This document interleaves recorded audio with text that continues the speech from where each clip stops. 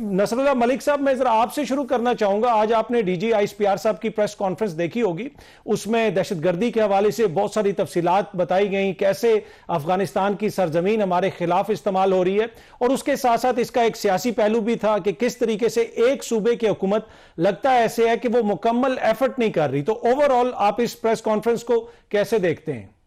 शुक्रिया आतर साहब। देखिए, बुनियादी बात तो ये है, मैं समझता हूँ ये अफसोस का मुकाम है कि हमारे यहाँ फ़ौज के तर्जमान डीजी आईएसपीआर को प्रेस कॉन्फ्रेंस बार बार करनी पड़ती है और कौम को ये बताना पड़ता है कि मुल्क को इस वक्त दहशतगर्दी का सामना है और दहशतगर्दी के ख़िलाफ़ पूरी कौम ने इकट्ठे होकर उसका मुकाबला करना है। यानी हमारे यहाँ अगर दहशतगर्दी को भी सियासत की नज़र कर दिया जाए और ये माहौल बना दिया जाए कि जनाब दहशतगर्दी अगर हो रही है तो उस पर हर सियासी जमात अपना अपना बयानिया बनाना शुरू कर दे, तो इस पर अफसोस ही किया जा सकता है। बड़ी तफसीली प्रेस कॉन्फ्रेंस थी उनकी आज, आप देखिए मोर दैन 3 आवर्स अगर उनकी प्रेस कॉन्फ्रेंस हुई तो उसमें उन्होंने वो सारे हालात और वाक़यात सामने रखे और वो ऑपरेशन जो इस वक्त वहाँ पर इंटेलिजेंस बेस्ड किए जा रहे हैं उनकी तादाद भी सामने रखी, बलूचिस्तान की सूरत हाल को सामने रखी और फिर ये बताया कि दहशतगर्दी कितना बड़ा हमारे लिए वहाँ मसला है और उसको हमने हैंडल कैसे करना है। और वहाँ की सूबाई हुकूमत जो है वो असम्बली के अंदर, असम्बली से बाहर इस किस्म का बयानिया बनाती है कि जनाब दहशतगर्दों के साथ मुज़ाकरात होने चाहिए। फिर उन्होंने ये भी बता दिया कि 2021 से इन लोगों के साथ बातचीत भी हुई, मुज़ाकरात के कई दौर हुए।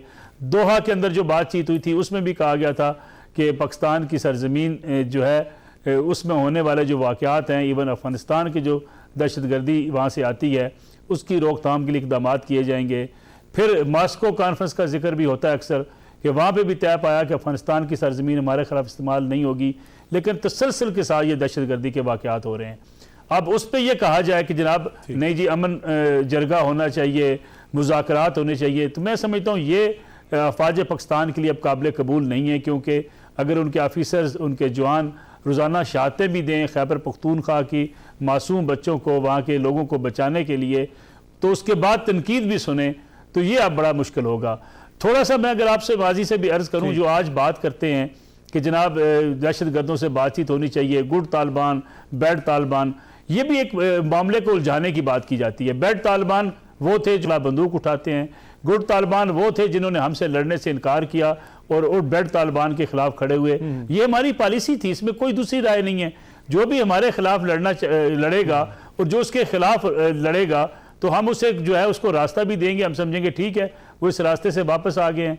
लेकिन ये कहना कि जनाब मुज़ाकरात से मसला हल हो सकता है, ये स्वात आपको भी याद होगा, स्वात में तालिबान आ गए थे, तेमरगरा में तालिबान आ गए थे, दीर लोअर दीर इन सारे इलाकों में तालिबान आ गए थे। किसने निकाला था? फौजी ऑपरेशन के लिए आपने निकाला। और आज भी मैं आखिरी जुमला आपसे अर्ज कर दूं, बन्नू की सूरत हाल ये है कि बन्नू में तहरीक कलदम, तहरीक तालिबान के 2 ग्रुप कहते हैं, एक ग्रुप कहता है भत्ता मैं लूंगा, दूसरा ग्रुप कहता है भत्ता मैं लूंगा। ये सूबे की सूरत हाल है और उस सूबे की तरफ से अगर ये कहा जाएगा कि जनाब हम दहशतगर्दी के खिलाफ ऑपरेशन नहीं होने देंगे, डायलाग किया जाए, मैं समझता हूँ फौज ने इस बारे में आज फिर वाज़ेह किया है कि इस किस्म की बयानियाँ, इस किस्म के बयानात, इस किस्म की रुकावटें काबिल कबूल नहीं है।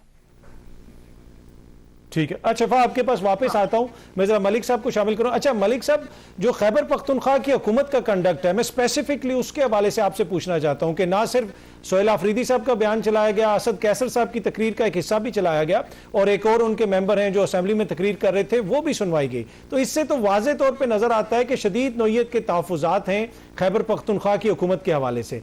आपको लगता है कि इसके नतीजे में वहां पर वफाक कोई गवर्नर राज लगा सकता है या कोई मामलात उस तरफ जा सकते हैं? देखिए, पहली बात तो ये है कि मैं और नजम वली साहब, शिफा यूसुफ़ज़ई और आपसे कदरे ज़रा थोड़े से पुराने लोग हैं। हमने अफ़गानिस्तान के हालात को भी अपनी आंखों से देखा हुआ है। मुझे अफ़गानिस्तान के तकरीबन तमाम सूबों में वादी पंजशेर तक जाने का इत्तफ़ाक़ हुआ है। सवाल यह है कि अफ़गानिस्तान के लिए हमने क्या कुछ नहीं किया। बिल्कुल बात ठीक है शिफा यूसुफ़ज़ई की कि हमने कुर्बानियाँ दी, हमने महाजिरीन को यहाँ पे बसाया। हालांकि ईरान के अंदर ऐसी सूरत हाल नहीं थी, बाढ़ लगा दी गई थी, उस फेंस के अंदर ये अफ़गान महाजिरीन रहते थे। हमने पूरा मुल्क उनके लिए ओपन कर दिया। फिर उसके बाद कोई आज थोड़ा हम उनको निकाल रहे हैं, हम कई सालों से उनकी मिन्नतें कर रहे हैं कि खुदा के लिए अपने मुल्क में वापस जाए। आप तशरीफ़ ले जाएं। अब आपका मुल्क वहाँ पे हुकूमत बन गई है। पहले जब अशरफ गनी साहब की हुकूमत बनी, हामिद करज़ई साहब की हुकूमत बनी, उन्होंने कहा नहीं जी वहाँ पे उस वक्त जो है अमेरिकन हैं, अब अमेरिकन भी चले गए, तालिबान की हुकूमत है, आप अपने मुल्क में वापस चले जाएँ। हमें चाहते ही हैं कि आप अपने मुल्क में जाकर अपना काम करें। अब वो लोग नहीं जाना चाहते। तो दुनिया का कौन सा ऐसा मुल्क है जो ये इजाज़त दे कि आपके पास कोई डॉक्यूमेंट्स भी ना हो, आपको कोई पता ही ना हो कि आप क्या करते हैं क्या नहीं करते, और यहाँ पे वो सारी ज़िंदगी के लिए रहना शुरू कर दे। क्या मुझे शिफा को या नजम साहब को या आपको किसी मुल्क में जाके 1 घंटा भी रहने की इजाज़त है जब हमारे पास डॉक्यूमेंट्स ना हो? तो मेरे ख्याल में इस पर तो रियासती पॉलिसी या हम सबकी पॉलिसी। साहब यहाँ पे माजरत के साथ नसरुल्लाह साहब, मैं तो जिस फैमिली की बात कर रही हूँ वो तो यहाँ पर जॉब, नौकरियां, उनके बच्चों की शादियां यहाँ हुई, वो तो डॉक्यूमेंटेड अफगान। मैं अर्ज कर रहा हूँ, उन्होंने बाहर फेंका, 48 घंटे का मोहलत दी, उन्होंने कहा आप निकल जाएं। उनकी करोड़ों की कारपेट्स का वो बिजनेस करते थे, उनकी करोड़ों की कारपेट्स उन्होंने कौड़ियों के दामों हमारे पाकिस्तानियों को वो दे के गए कि यार रख लो थोड़े अरसे के लिए। मैं आपके स्पेसिफिक केस अब जिस केस का आप जिक्र करें शायद मेरी मालूमात उस बारे में नहीं है, लेकिन मसला ये है कि बहुत से लोगों ने यहाँ डॉक्यूमेंट्स बना लिए, कागजात बना लिए, जब उनको वेरीफाई किया गया तो डॉक्यूमेंट्स ठीक नहीं थे। यानी पाकिस्तान में आकर उन्होंने कई लोगों ने शनाख्ती कार्ड बनवा लिए, पासपोर्ट बना लिए, और हमारे ऊपर जो बैन लगे हैं दुबई के और गल्फ ममालिक के अंदर, अतर साहब बहुत से उसकी वजूहत, उसमें से एक वजह यह भी है कि उन्होंने ये एतराज़ उठाया कि आपके मुल्क से लोग पासपोर्ट बना के यहाँ आ जाते हैं। दूसरा मसला यह खैबर पख्तूनख्वा जिसका आपने जिक्र किया, सवाल ये पैदा होता है कि ये दहशत गर्दी क्या PTI के खिलाफ है? ये तो खैबर पख्तूनख्वा के अवाम और पाकिस्तान के खिलाफ है। ये पाकिस्तान के बच्चे जो खैबर पख्तूनख्वा में इनका निशाना बनते हैं। अब उस पर पाकिस्तान तहरीक इंसाफ को भी पता है, सुहेल आफरीदी साहब को भी पता है, अली मीन गंडापुर साहब को भी पता है, इवन इमरान खान साहब को भी पता है कि ये दहशत गर्दी कितना बड़ा चैलेंज है। आपको याद होगा इमरान खान साहब ड्रोन हमलों के लिए जब एहतजाज करने वज़ीरिस्तान जा रहे थे तो उस वक्त भी भत्ता दिया गया था तालिबान को कि हमें यहाँ पे पॉलिटिकल मूवमेंट करने की इजाज़त दी जाए। ये इतना बड़ा चैलेंज बनी आपके लिए, आज से नहीं बनी। अफगानिस्तान की जंग में जो भी माजी में हमने हिस्सा लिया, जिस तरीके से हम गए, उसके बाद से हमारे गले में यह फंसी हुई है और हम इनसे बार बार मुज़ाकरात कर इसमें मलिक साहब इसके नतीजे में गवर्नर राज, देखिए मैं वही उसी तरफ में आ रहा हूँ, मैं उसी तरफ आ रहा हूँ कि अगर खैबर पख्तूनख्वा की हुकूमत ने ये बिहेव ना किया, क्योंकि दहशत गर्दी एक ऐसा चैलेंज है जो पाकिस्तान के लिए चैलेंज है, ना वहाँ तरक्की हो सकती है, ना वहाँ डेवलपमेंट हो सकती है। मौलाना फजल रहमान एक दफ़ा मिले थे चीनी वफद से, उन्होंने कहा था मौलाना आप वहाँ पे पीस ला के दिखा दें, वहाँ अमन अमान की सूरत बेहतर हो जाए, हम CPEC के और बाकी मनसूबे वहाँ भी शुरू करने को तैयार हैं। सवाल ये है कि अगर वहाँ की हुकूमत इसी तरीके से लड़ती रही, ये बयानियाँ बनाती रही, शिफा की बात दुरुस्त है कि आप रोक नहीं सकेंगे, लेकिन आप एक बयानियाँ बनाते हैं, लोग उससे मुतासर होते हैं। मुझे पेशावर में कई लोग मिले हैं कि दहशत गर्दों से जो है वो मुज़ाकरात करने चाहिए, कोई बात नहीं, तालिबान से मुज़ाकरात करने चाहिए। कई लोग कहते हैं फ़लाँ तालिबान को पेशावर में आ जाना चाहिए। जब ये आप बयानियाँ बनाते हैं जिसका मतलब है आप रियासत को डाउन कर रहे होते हैं। तो मेरा ख्याल है कि ये अगर मामलात बिगड़ गए, सुहेल आफरीदी साहब की हुकूमत के लिए अच्छा नहीं हो सकता, हालात उस तरफ अगर चले गए। लेकिन लग ये रहा है कि ये बयानबाजी अब रुकेगी कहीं ना कहीं जाके। चले मैं एक छोटी सी ब्रेक लेता हूं जी, ब्रेक से आएंगे तो यहीं से गुफ्तगू के सिलसिले को आगे बढ़ाएंगे।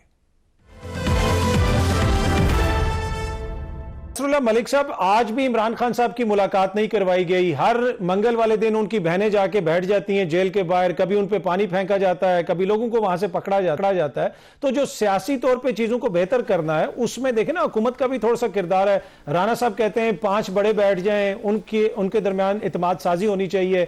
दूसरी तरफ आप एट द सेम टाइम उनको मुल्क दुश्मन भी करार दे रहे हैं, तो ये मामला आगे बढ़ेगा कैसे? अतर साहब मैं 1 मिनट में अपनी बात करके उस तरफ आता हूँ। देखिए किस्सा खानी बाजार पेशावर आपको भी याद है, शिफा को भी अंदाज़ा है, किस्सा खानी बाजार मारूफ हो गया था बम धमाकों के हवाले से। यानी हर तीसरे चौथे रोज़ हम एक बम धमाका वहाँ पे उसको बर्दाश्त करते थे। फिर आपको किस्सा खानी बाजार का वो 4 मार्च 2022 को जिस रोज़ एक बम ब्लास्ट किया और मासूम हमारे बच्चों को, ख़वातीन को मस्जिद के अंदर, यानी उस महल्ले, पूरे महल्ले को टारगेट किया गया, लोगों को शहीद किया गया। मौके पे 69 अफराद जहाँ से हाथ धो बैठे, बाद में जाके वो तादाद बाज़ औक़ात लोग बताते हैं कि 200 के करीब लोग उसमें शहीद हुए थे। इतना बड़ा वो ब्लास्ट किया गया। वो जो शख्स जिसके बारे में डिटेल्स बाद में सामने, जो खुदकुश हमलावर था, वो पाकिस्तान में अफगान शहरी था और बड़े अरसे से मुकीम था यहाँ पे।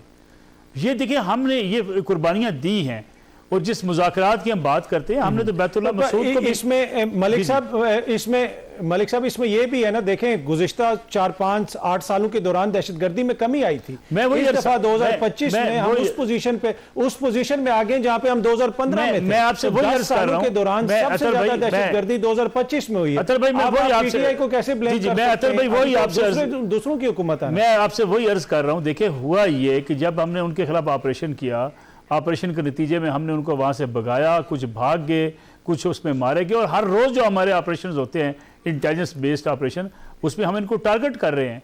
सवाल ये पैदा होता है कि जब ये दोबारा से सर उठाना शुरू हो गया, अब इसमें एक लंबी बहस हो जाएगी, आपका प्रोग्राम उस तरफ चला जाएगा, ठीक है, इससे दोबारा डायलॉग किया। मैं चाहता हूं कि ये थोड़ा सा इमरान खान साहब के हवाले से, लेकिन सवाल ये है कि हमने मुज़ाकरात किए हैं, मैं इस एक जुमला कह दूं, हमने मुज़ाकरात किए हैं, हमने बैतुल्लाह मसूद से भी मुज़ाकरात किए हैं, हमने इतने लोगों से मुज़ाकरात किए जिसमें आप शिफा जो है मुज़ाकरात करने के ना भी कायल हों, लेकिन हमने अफगानिस्तान के पास बार बार गए हम कि खुदा के लिए हमारे यहाँ दहशतगर्दी को रोको। वो रुकते क्यों नहीं, जिसका आपने जिक्र किया खारजा पॉलिसी, वो वार इकानमी की तरफ जा चुके हैं, उनको इससे पैसा मिलता है, उनकी सारी सोच यहाँ पे आके खत्म हो जाती है, उनको इस बात की कोई परवाह नहीं, अपने मुल्क के अंदर भी वैसा ही कर रहे हैं। रही बात जिसकी आप जिक्र कर रहे हैं, इमरान खान साहब से मुज़ाकरात, देखिए इमरान खान साहब से मुज़ाकरात हो सकते हैं, ये इसको आप कभी पाकिस्तान की सियासत में किसी चीज़ को खारिज अज़ इम्कान करार नहीं दे सकते, लेकिन थोड़ा सा पीटीआई को ये बात समझनी होगी कि PMLN या हुकूमत, हम तो कहते हैं उसको दिल बड़ा करे, कहाँ दिल बड़ा करे पाकिस्तान की सियासत में, या तो सियासतदान समझते हैं मेरी हुकूमत आ गई है, अगले की छुट्टी करवा दें। इमरान खान साहब ने यही किया था ना, 2 सियासी जमातों की छुट्टी करवाएं, मुझे लेकर आ जाए। हुकूमत बेनिफिशरी है, ये फैसला इमरान खान साहब की पार्टी ने करना है कि उसने ऐसे सियासी कार्ड्स खेलने हैं, ऐसा तरीकाकार इख्तियार करना है जिसके नतीजे में इस्टेब्लिशमेंट के साथ उनकी दूरियां, उनकी लड़ाई में कमी हो और डायलॉग का कहीं ना कहीं आगाज हो जाए। लेकिन तहरीक इंसाफ में कुछ अच्छा जो उस तरफ जाने नहीं देती। मैं जरा वक्त की कमी है, मैं जरा ठीक है, मैं जरा नजम भाई को भी शामिल करना चाहता हूँ। अच्छा